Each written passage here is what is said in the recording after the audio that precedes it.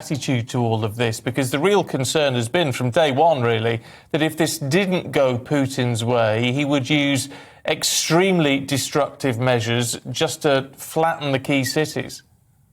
Yeah, and that's exactly what he's doing. You know, we saw him do that before in Grozny. We saw him do that and backing Bashar al-Assad in Syria. Putin has completely overestimated the ability of the Russian forces to prosecute this operation. It's a very complex operation, and they clearly just are not up to it. And he's underestimated the resolve and the fight that there is amongst the Ukrainian people. And it's got to the point where the Russians have been fought effectively to a standstill.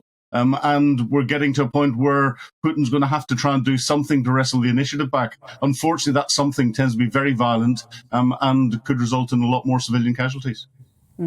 Could that something also, though, of course, be effectively to starve the city, to stop resources getting into there, as opposed to relying solely on military action? Yeah, that's what he's trying to do. It's good ancient old siege tactics. You surround the city, stop anyone going in, stop anyone getting out, and then just start lobbing lots of explosives in to try and flatten the place, with the aim of trying to break the resolve of the people that are there and get the defenders to surrender. To stop the shelling, because shelling's terrible. And I understand today there's unconfirmed reports coming through of even out in the west of Ukraine, Lviv airport has just been hit with missiles. But it raises very serious questions. Again, we've been talking about it from the beginning, but if he's had this much problem trying to secure Ukraine as a territory, he's going to have even bigger problems trying to hold on to it.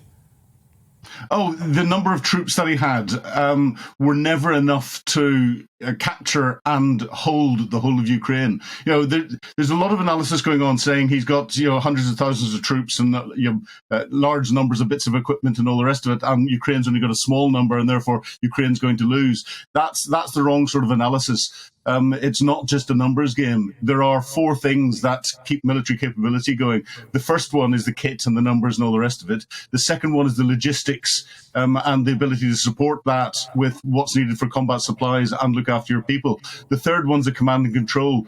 All of those have been found wanting. And the fourth one is the motivation of the people. And that's probably the most important. And the Russian military are not motivated to go and carry out this operation.